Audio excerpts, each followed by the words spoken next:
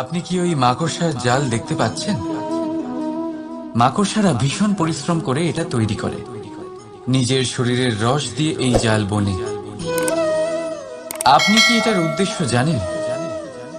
আসলে মাকড়সা এই জালে ছোট কীটপতঙ্গ ধরে তাদেরকে খাদ্যরূপে গ্রহণ করে। কিন্তু আপনি কি এই কথা জানেন যে একদিন মাকড়সা নিজেই নিজের জালে জড়িয়ে মৃত্যুবরণ করে থাকে? বলুন, কি করেন আপনি এই জাল দেখতে পেলে? দেখতে পেলেই মুছে ফেলেন এর অস্তিত্ব, তাই না?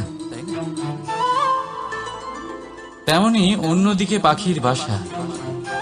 পাখিরাও ভীষণ পরিশ্রম করে এটা তৈরি করে। কিন্তু যদি পাখি একদিন এটা ছেড়ে চলে যায়, তাহলেও লোকে এটা নষ্ট করে দেয় না।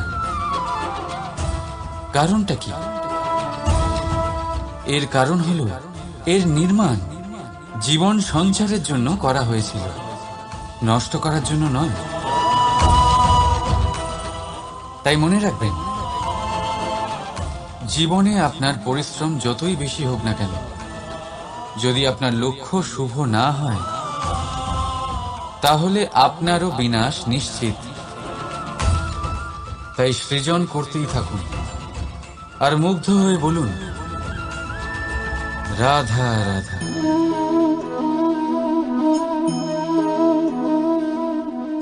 আপনার কি মনে হয় আমি কি করছি? আপনি বলবেন আমি প্রদীপ জ্বালাচ্ছি। সঠিক। কিন্তু প্রশ্ন হচ্ছে যে আমি কি আপনাকে বলেছি যে একে প্রদীপ বলা হয়? না।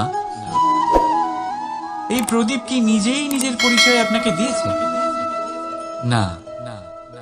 তাহলে আপনি কি করে জানলেন যে একে প্রদীপ বলা হয়? উত্তর হচ্ছে প্রকাশ, যে স্বয়ং জ্বলে অন্ধকারের মধ্যে সংসারকে পথ দেখায়, সেটাই প্রদীপ। যা নিরাশার মাঝে আশার আলো প্রদর্শন করে, সেটাই প্রদীপ। অপর দিকে আছে সাপ, যাকে না দেখেও তার ফনার আওয়াজ শুনেই লোকে ভয় পেয়ে যায়। তার মানে ব্যক্তির পরিচয় তার কর্মের দ্বারা পাওয়া যায়। তাই আপনার এটা বলার প্রয়োজন নেই যে আপনার পরিচয় কি। এটা আপনার কর্মই নিশ্চিত করবে যে লোকে আপনাকে প্রদীপ ভেবে ভালোবাসবে নাকি সাপ ভেবে ভীত হয়ে থাকবে। রাধা রাধা। সময় কত বিচিত্র হয়।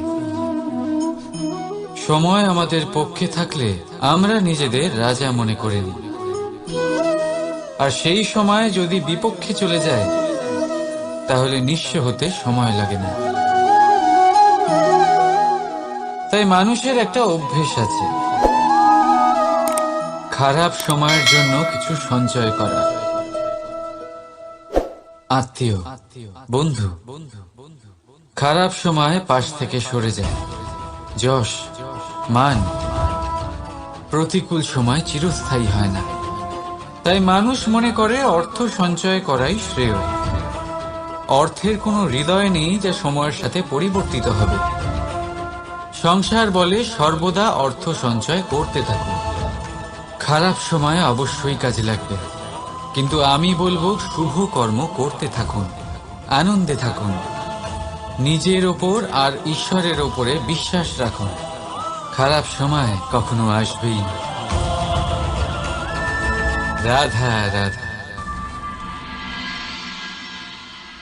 প্রকৃতি মানুষকে এক বিশেষ শক্তি দিয়েছে, অন্য জীবের থেকে বেশি শক্তি দিয়েছে। স্মরণ শক্তি। এই শক্তি মানুষকে অন্য জীবের থেকে ভিন্ন করে, ইতিহাস রচনা করার প্রেরণা দেয়, জ্ঞানকে বংশানুক্রমে এগিয়েও নিয়ে যায়। আর যারা ভুলে যান, অধিকাংশ সময় তারা উপহাস আর দয়ার পাত্র হয়ে যান। কিন্তু এটাই কি প্রকৃত রূপে সত্য? না। এই স্মরণ শক্তি মানুষের বিকাশে সব থেকে বড় বাধা হয়ে দাঁড়ায়। তার মনকে দূষিত করে দেয়। খারাপ অভিজ্ঞতা, কারোর করা বিশ্বাসঘাতকতা, কারোর কটাক্ষ বেশিরভাগ মানুষই ভুলতে পারেন না, আর তারপর প্রতিশোধ নিতে উদ্যত হন। প্রথমে সময় নষ্ট করেন প্রতিশোধের প্রস্তুতিতে, আর তারপর সময় নষ্ট করেন প্রতিশোধ নেওয়ার সুযোগ খুঁজতে। যদি সন্তুষ্টি পেতে চান, যদি জীবনে আনন্দ পেতে চান, তাহলে স্মরণ শক্তির সদ্ব্যবহার করুন। নিজের স্মরণ শক্তিকে চালনা করুন শুধুমাত্র ভালো কথা আর ভালো স্মৃতির দিকে। জীবনে আনন্দ পাবেন। রাধা রাধা। মানুষ নিজের পরিবারের জন্য কত কিছুই না করে, দিন রাত পরিশ্রম করতে থাকে যাতে তার পরিবারের প্রয়োজন পূরণের জন্য অর্থ রোজগার করতে পারে। কিন্তু শুধু অর্থ রোজগার করাটাই কি যথেষ্ট? আপনি বলবেন, হ্যাঁ নিশ্চয়ই, অর্থ দিয়ে সব কিছু পাওয়া যায়, বিদ্যা পাওয়া যায়, বাড়ি পাওয়া যায়, ওষুধ পাওয়া যায়, আর কত কিছুই না পাওয়া যায়। এইসব একটা পর্যায় পর্যন্ত সঠিক, কিন্তু একটু মন দিয়ে ভেবে দেখুন, যখন কোনো শিশু অসুস্থ হয়ে পড়ে তখন সে ওই তিক্ত ওষুধ কেন খেয়ে নেয়? এই জন্য কারণ ওর পিতা সেই ওষুধ অর্থ দিয়ে কিনেছে? না, বরং এই জন্য কারণ তার পিতা যে তার সামনে দাঁড়িয়ে, তার উপরে তার বিশ্বাস আছে। বিশ্বাস আছে যে উনি তার কিচ্ছু হতে দেবেন না। এই বিশ্বাস, এই সংস্কার, এই শিক্ষা কখনো অর্থ দিয়ে পাওয়া যায় না। এটা পাওয়া যায় সেই সময় থেকে যা মাতা পিতা তাদের সন্তানের সাথে কাটিয়েছেন। তাই জীবনে অর্থ অবশ্যই উপার্জন করুন, কিন্তু নিজের পরিবারকেও সময় দিন, আনন্দ পাবে। রাধা রাধা। বিরোধিতা এমন এক শব্দ যা শুনে আমরা সবাই ভয় পেতে থাকি। যদি কেউ আমাদের বিরোধিতা করে তা আমাদের সহ্য হয় না। আমরাও কারোর বিরোধিতা করে কোনো শত্রুতা করতে চাই না। এই ধরনের ভাবনা আমাদের মনে আসতেই থাকে। কিন্তু বিরোধিতা, এই শব্দ আপনার শান্তির জন্য, আপনার সুখের জন্য কতটা গুরুত্বপূর্ণ তা আপনারা জানেন না। তাই যদি কাল এসে কেউ আপনার বিরোধিতা করে, তখন সবার আগে নিজেকে যাচাই করুন। আপনি কি ভুল করেছেন? আপনার দোষ কি?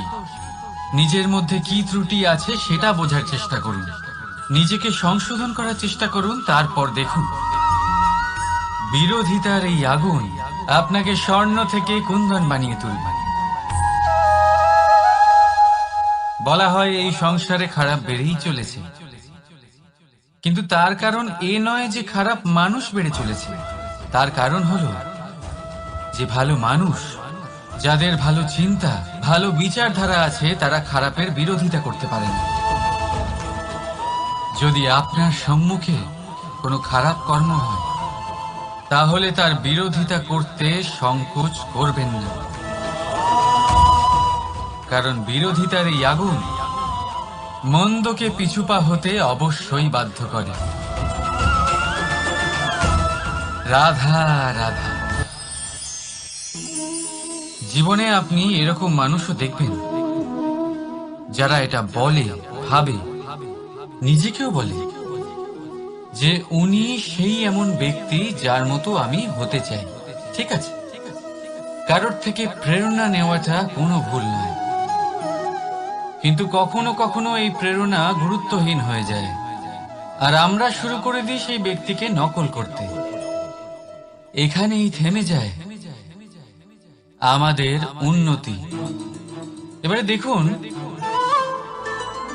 সংসারে শত কোটি রঙের ফুল আছে, কিন্তু তারা কখনো একে অপরকে নকল করে না। সময়কে ব্যবহার করুন নিজের অস্তিত্ব নির্মাণ করার জন্য, কারণ কারোর ছায়া হওয়ার থেকে ভালো আপনি কারোর জন্য প্রেরণা হয়ে উঠুন। রাধা রাধা। আমরা সকলে পাথুরে রাস্তা এড়িয়ে চলি, কারণ এই পথের পাথর আমাদের যাত্রা আরো কঠিন করে তোলে, আমাদের পা আহত করে দেয়। কিন্তু একটা গুরুত্বপূর্ণ কথা আমরা ভুলেই যাই, এই কঠিন পথই না শুধু আমাদেরকে নিজেদের দুর্বলতার সাথে পরিচয় করায়, বরং আমাদের শক্ত হওয়ার প্রেরণাও দিতে থাকে। সময়ের সাথে ঠিক এমনটাই হতে থাকে। সবাই ভালো সময়ের অপেক্ষা করতে থাকেন, ভালো সময়ের জন্য পরিশ্রম করেন, তার জন্যই চিন্তা করেন, কিন্তু ভুলে যান যে ভালো সময় বহুবার আমাদের বিবেক নষ্ট করে দেয়। সেখানেই খারাপ সময় আমাদের বুদ্ধিকে সঠিক পথে চালিত করে। রাধা রাধা। ঘোড়াকে যতই প্রশিক্ষণ প্রদান করুন, তার মুখে লাগাম তো পরাতেই হবে। একজন ভালো চালক সেই ঘোড়ার লাগাম মাঝে মাঝে টেনে ধরে, তাকে সঠিক পথে চালিত করতে, যাতে সেই ঘোড়া দিকভ্রান্ত না হয়। এবার একটু ভাবুন, ঠিক এরকমই হয় আমাদের মন।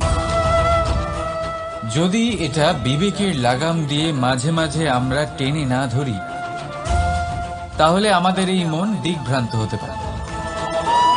আর যদি আপনি আপনার লক্ষ্যে পৌঁছতে চান, তখন মনের এই লাগাম মাঝে মাঝে আপনাকে অবশ্যই টেনে ধরতে হবে, কারণ বিবেকের এই পথ প্রদর্শনই আপনাকে ভালোভাবে আপনার লক্ষ্যে পৌঁছে দেবে। মনে রাখবেন, আর আমার সাথে ভালোবেসে বলবেন, রাধা রাধা। আপনি কখনো জাঁতা কল দেখেছেন? তাতে গম পেশা হয়। গমকে এমন ভাবে পেশা হয় যাতে আমরা তা খেতে পারি, জীবিত থাকতে পারি। আর যদি আপনি মন দিয়ে দেখেন, তাহলে কলের নিচের অংশ কখনো ঘোরে না, শুধুমাত্র উপরের অংশই ঘোরে। আর তবেই তা গম পিষতে পারে, আর তবেই রুটি তৈরি হতে পারে। কিন্তু ভেবে দেখুন, যদি কলের দুটো অংশই ঘুরতে থাকে, তাহলে কি হবে? তা গম পেশার বদলে একে অপরকে পিষে নিজেদের অস্তিত্ব শেষ করে দেবে। তাই জীবনে কোনো কাজ যখন মন আর মস্তিষ্ক মিশিয়ে করা হয়, তখনই তা সম্পন্ন হয়। কিন্তু যখন বিষয় হলো ভক্তির, তখন মস্তিষ্কের যুক্তির মৌন থাকা প্রয়োজন। আর যখন বিষয় হলো কর্ম আর ন্যায়, তখন মনের আবেগের মৌন থাকা প্রয়োজন। তাই মন আর মস্তিষ্কের এই সম্মিলনে সতর্ক থাকবেন। একসাথে অবশ্যই চলবে, কিন্তু একে অপরের বাধা যেন না হয়ে দাঁড়ায়। রাধা রাধা। আমি একটা এমন শব্দ যার অনেকগুলি মানে হয়, যার আসল অর্থ হল অহং। যদি আপনি কথা বলেন সৃষ্টির নির্মাণ নিয়ে, তাহলে আমি ব্রহ্মদেব হয়ে সৃষ্টির নির্মাণ করবে। যদি আপনি কথা বলেন প্রলয়ের, তাহলে সেই আমি মহাদেব হয়ে বিনাশ করবে। এই আমি সঙ্গতিপূর্ণ, কিন্তু শুধু ততক্ষণ যতক্ষণ আপনি এটা সবার সাথে ভাগ করছেন। কিন্তু আমরা বহুবার এর মানে বুঝতে পারি না। এই অহংকে সীমিত করে দিই একটা ব্যক্তি অবধি, শুধু নিজে। আর তখনই জেগে ওঠে অহংকার, যাতে প্রাধান্য পায় শুধুমাত্র আমি, আমরা নয়। আর একজন ব্যক্তি একা না উৎপাদন করতে পারে আর না করতে পারে সৃজন।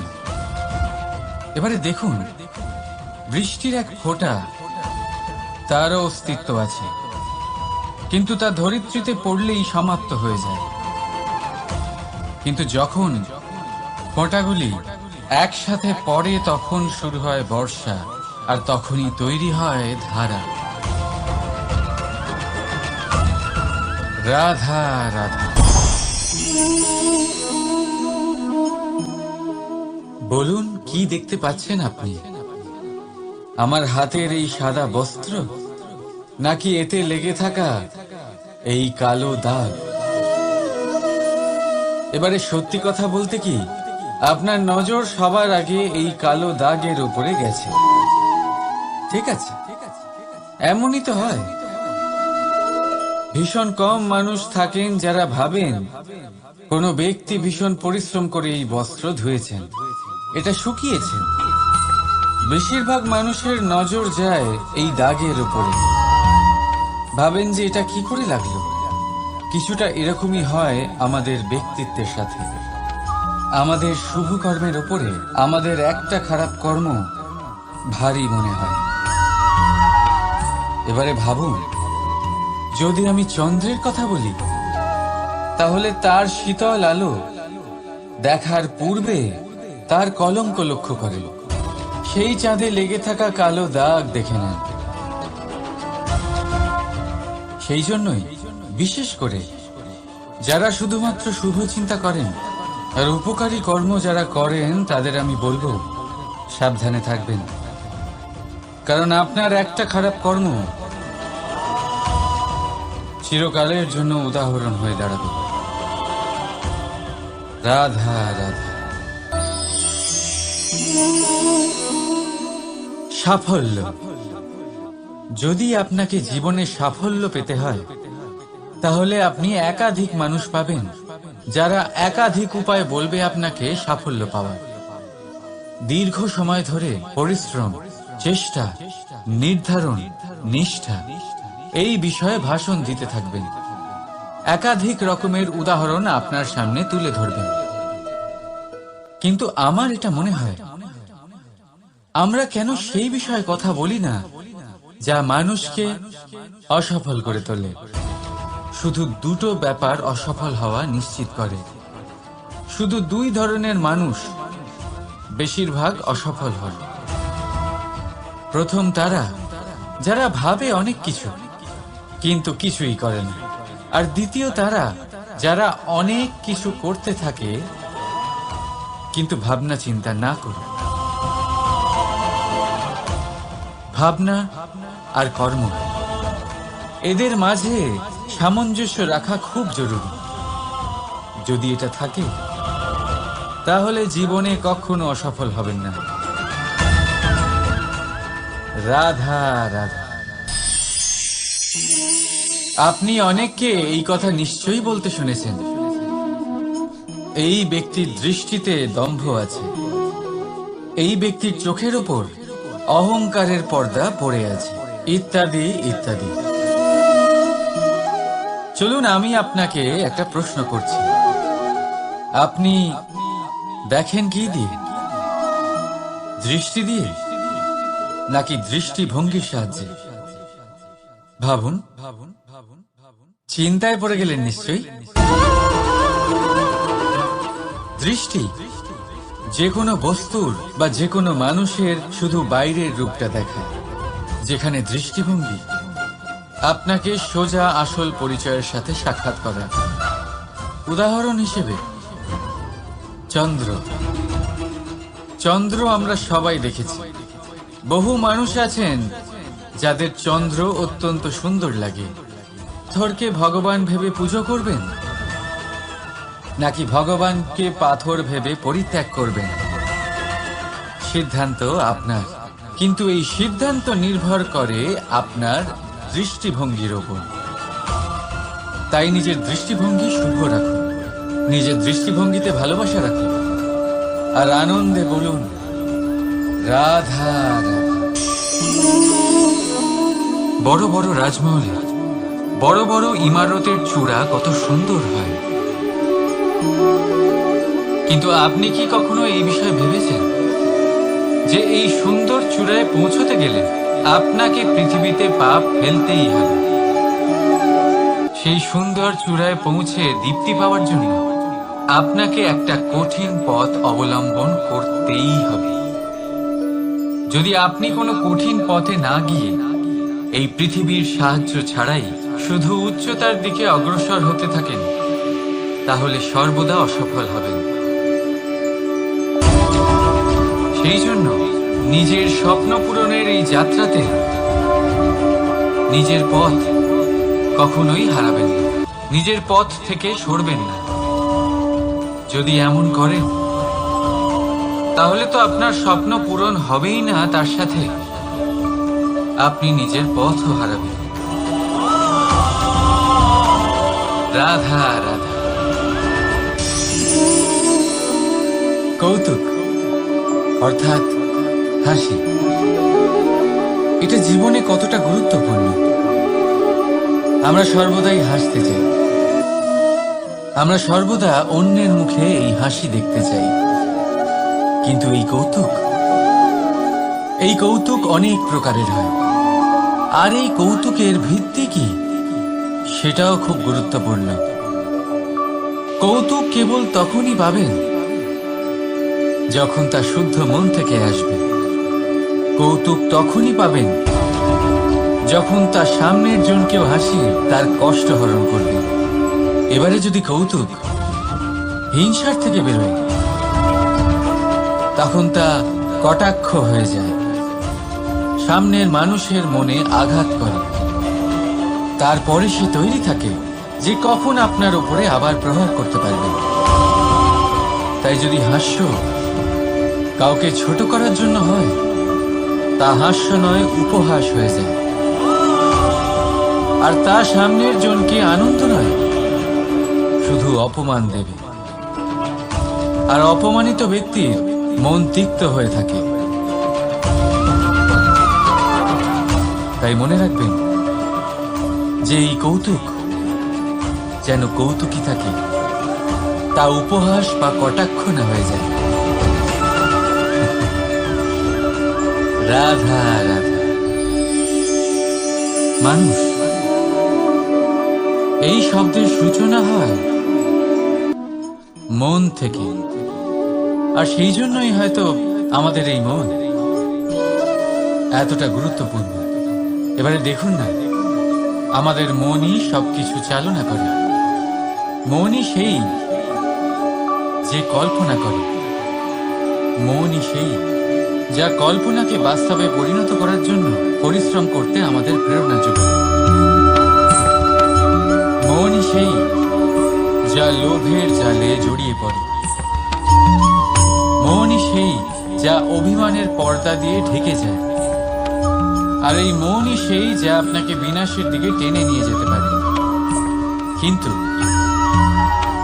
যদি তা পরোপকার করার ইন্ধন পায়, তাহলে এমন কোনো মহান কাজ নেই যা আপনি করতে পারবেন না। কিন্তু এই মন কি? এটা বোঝানো যায় দুটো শব্দের মাধ্যমে, দুটো সহজ শব্দ। প্রথম,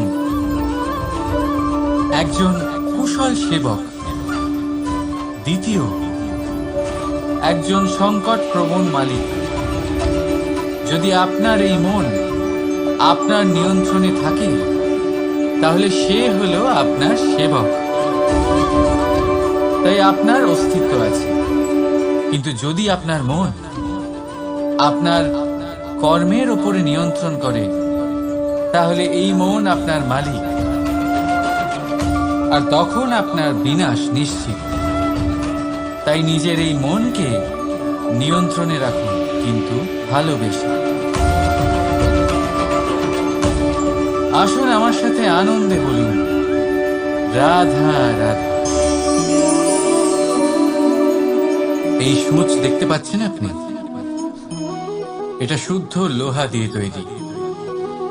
বস্ত্র সেলাই করার কাজে লাগে, অস্ত্রোপচারে কাজে লাগে। কিন্তু আপনি কি কখনো ভেবে দেখেছেন এই সূচ কিভাবে তৈরি হয়? লোহার এক বড় অংশকে পিটিয়ে পিটিয়ে টেনে টেনে তাকে পাতলা বানানো হয়। এরপরেই আমরা পেয়ে থাকি সূচ। ভাবুন, যদি লোহার টুকরোতে অনর্গল প্রহার করার ফলে একটা লোহার টুকরো সূচে পরিণত হয়, তাহলে আমাদের জীবনে অনর্গল চেষ্টা করার ফলে জীবনের সমস্ত অংশকে আমরা কত প্রভাবশালী কাজে পরিণত করতে পারি। শুধু প্রয়োজন দৃঢ় নিশ্চয়তা। তাহলে আসুন আমার সাথে ভালোবেসে বলুন, রাধা রাধা। বিশ্বাস, জীবনে বিশ্বাস কতটা গুরুত্বপূর্ণ। একজন স্ত্রী তার স্বামীর হাত ধরে যে কোনো জায়গায় যেতে পারেন, এর কারণ হলো বিশ্বাস। তার নিজের স্বামীর ওপরে বিশ্বাস আছে। যখন একজন মা তার ছোট বাচ্চাকে কোলে তুলে হাওয়ায় ওঠায়, তখন সেই বাচ্চা ভয়ভীত হয়ে যায় না। তার কারণ হলো বিশ্বাস। তার বিশ্বাস আছে যে তার মা তার কিচ্ছু হতে দেবে না। এক বৈদ্যের দেওয়া ঔষধ সন্তান কিছু না বুঝে শুনেই খেয়ে ফেলে। সেই বৈদ্যের জ্ঞানের বিষয়ে তার কোনো ধারণাই থাকে না। শুধু নিজের পিতার উপরে বিশ্বাস আছে যে তার পিতা তাকে খারাপ কিছুই দেবে না।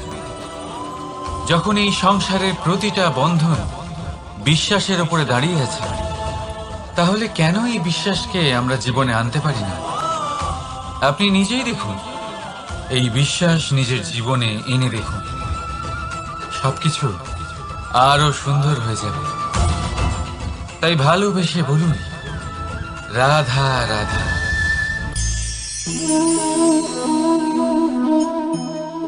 অহংকার,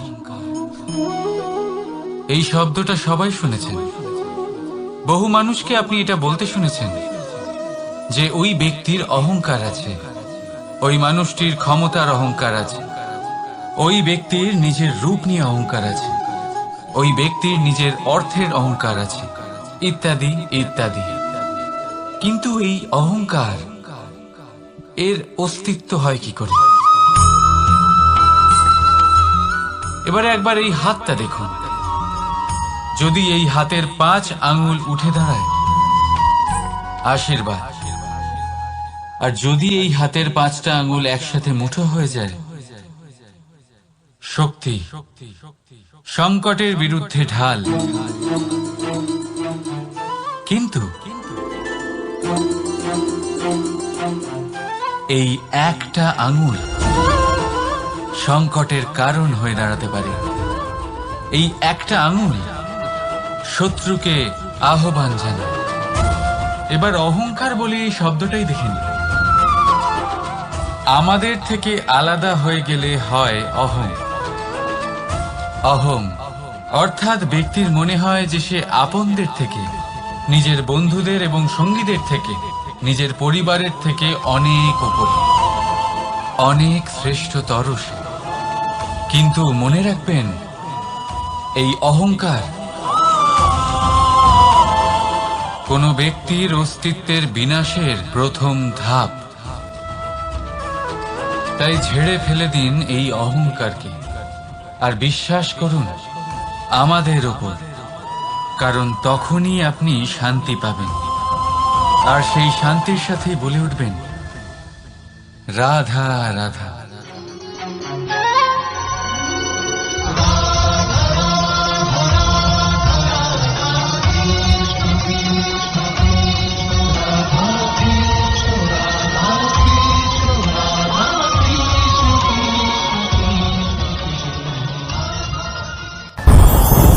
ওমা, এ কি? আমি কখন থেকে এখানে অপেক্ষা করছি, হাত পেতে দাঁড়িয়ে রয়েছি যাতে একটা ফল আমার হাতে এসে পড়ে এবং সেটা আমি খেতে পারি। কখন থেকে অপেক্ষা করছি, কিন্তু সেটা হচ্ছেই না।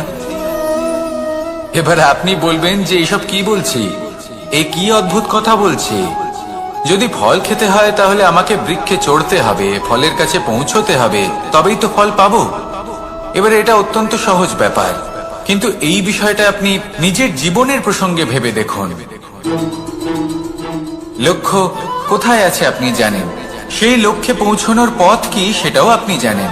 সেই পথে চলার ক্ষমতাও আপনার রয়েছে, কিন্তু তাও আপনি নিজের লক্ষ্য লাভ করতে পারছেন না। কেন? কারণ আপনি অপেক্ষা করছেন যে লক্ষ্য আপনার সামনে চলে আসবে, কিন্তু তা হয় না।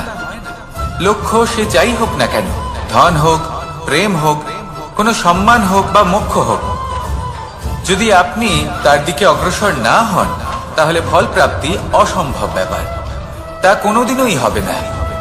সেই জন্য আপনার চোখের সামনে আপনি যদি নিজের লক্ষ্যকে দেখতে পান তাহলে উঠুন এবং সেই দিকে অগ্রসর হতে শুরু করুন। নিজের অন্তরের সকল অশুভ গুণ দূর করুন, অলসতা ত্যাগ করুন, অজ্ঞানতা ত্যাগ করে দিন এবং চলতে থাকুন। অবশ্যই মনোবাঞ্ছিত ফল লাভ করতে পারবেন। মনে রাখবেন, চলতে থাকলে তবেই লক্ষ্য প্রাপ্তি হবে। অপেক্ষার দ্বারা শুধুমাত্র মৃত্যু লাভ হবে। আসুন আমার সাথে ভালোবেসে বলুন, রাধা রাধা। পাখি কখন জন্ম নেয়, কখন উড়তে শেখে, কখন বাসা বানাতে শেখে, কখন নিজের মৃত্যু লাভ করে, এসব আমাদের মধ্যে কেউ জানি না। কিন্তু পাখি একটা কথা খুব ভালো করে জানে, যে এই সংসারে ও যা কিছুই করুক না কেন, এই সংসারের ওকে নিয়ে কিচ্ছু যায় আসে না।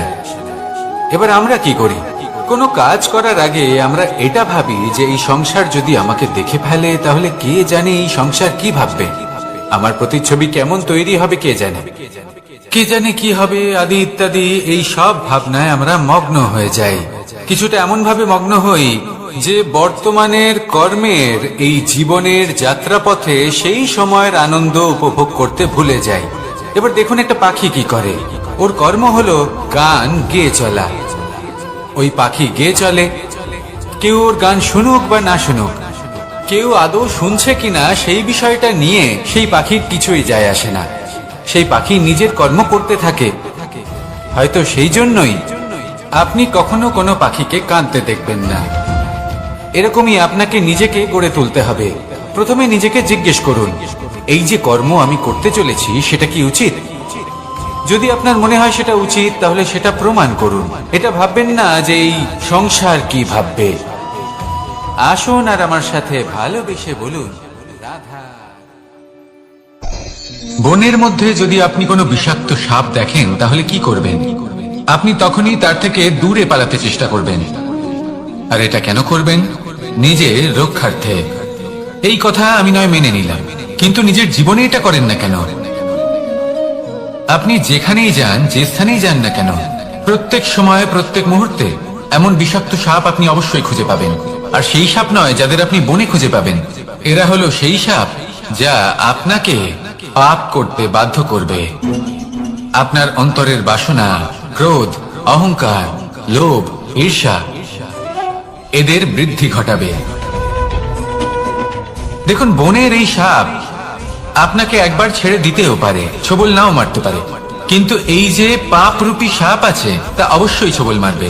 কর্ম যদি করেন তাহলে অবশ্যই ফল পাবেন। সেই জন্য যখনই কোথাও যাবেন, যদি এমন কাউকে দেখেন, যদি এমন কিছু দেখেন যে আপনাকে পাপ করতে বাধ্য করছে, তাহলে সেই মুহূর্তে সেখান থেকে পালিয়ে যান। যেমন বনের সাপ দেখে আপনি পালাতে থাকেন। সৎকর্মের রক্ষা অত্যন্ত আবশ্যক। আসুন আর আমার সাথে ভালোবেসে বলুন, রাধা রাধা। যদি কোনো সিংহ বানরের মতো গাছে চড়তে চেষ্টা করে তাহলে কি হবে? একটা মাছ যদি মাটিতে হাঁটতে চেষ্টা করে তাহলে কি হবে? তারা বিফলই হবে। কিন্তু এরকম কেন হয়? তার কারণ হলো প্রকৃতির রচনা কিছুটা এরকম। এখানে প্রত্যেকটি ব্যক্তিকে, প্রত্যেকটি প্রাণীকে আলাদা আলাদা গুণের অধিকারী করা হয়েছে এবং সকলকে একটা সীমাও প্রদান করা হয়েছে।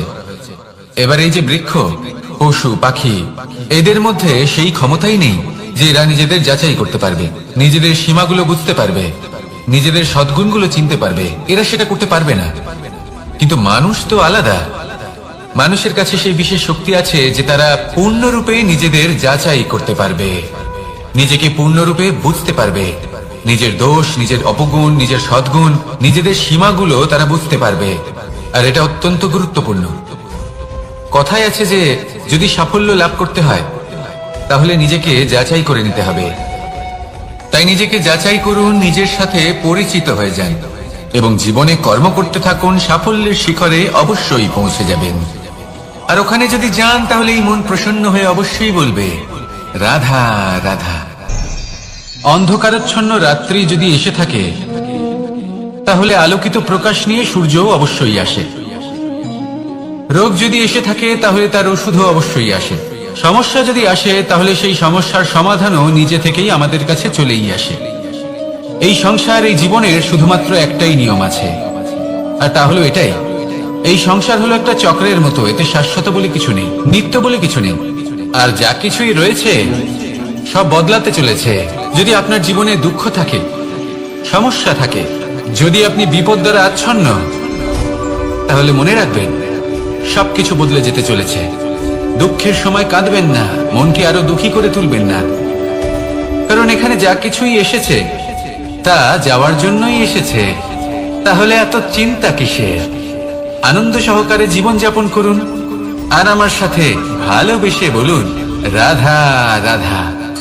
রাত্রিবেলায় যখন আলোকিত জোনাকিদের দেখেন, তখন মন প্রসন্ন হয়ে ওঠে। এদের দেখতে খুবই সুন্দর লাগে। আর এমন ঠিক কেন হয়? প্রথম হলো এটাই যে রাতের বেলায় চতুর্দিক অন্ধকারাচ্ছন্ন থাকে। এমত অবস্থায় যদি আমরা কোথাও একটু প্রকাশ দেখি, তাহলে সেটাই আশার কিরণের ন্যায় মনে হয়। সেই প্রকাশই আমাদের মন প্রসন্ন করে তোলে। আর সেই জন্য যে সকল মানুষ রাতের বেলায় কোনো জোনাকি দেখতে পান, তারা প্রসন্ন হয়ে যান। এবার কখনো কখনো জীবনে আমাদের মনে হয় যে চতুর্দিকে শুধুমাত্র অন্ধকারই হয়ে আছে। প্রত্যেকেরই তা কখনো মনে হয়। আর তখনই আমাদের নিরাশ হলে চলবে না, আমাদের দুঃখী হলে চলবে না। সেই সময় আমাদের খুঁজতে হবে নিজেদের আশেপাশে, চতুর্দিকে, আর কোথাও না কোথাও আমরা প্রকাশ অবশ্যই দেখতে পাবো। আশার একটা কিরণ অবশ্যই দেখতে পাবো। কেউ এমন একটা কর্ম করেন যেটা দেখে আমরা প্রেরিত হয়ে যাই। আর এমন কোন কর্ম যদি আপনারা করেন, তাহলে সেই কর্ম আপনার মনকে প্রসন্ন ভাব, আনন্দ এবং ভালোবাসা দ্বারা ভরিয়ে তুলবে। আপনার অন্তরে সেই অন্ধকারের অন্ত করবে, দুঃখেরও অন্ত করবে। আর এই মন প্রসন্ন ভাব নিয়ে বলবে রাধা রাধা। মনুষ্য জীবনের সব থেকে বেশি গুরুত্বপূর্ণ বিষয় হল মনের একাগ্রতা। এই সংসারের যে কটি মহান কার্য সম্পাদন হয়েছে, তা হলো মনের এই একাগ্রতার একমাত্র ফল।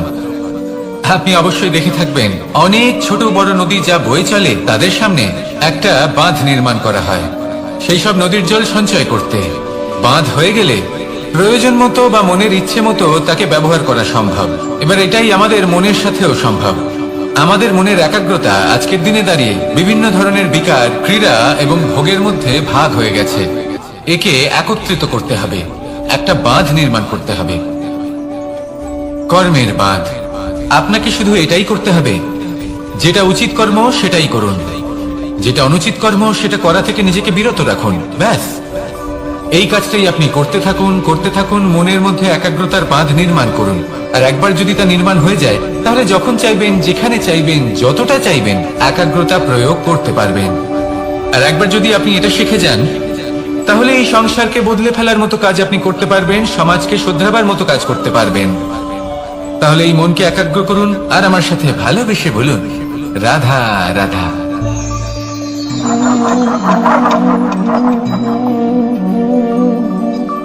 কোন ব্যক্তিকে নিশ্চয়ই দেখেছেন যিনি নিজে কাঠ কাটার এই কাজে নিপুণ এবং অভিজ্ঞ।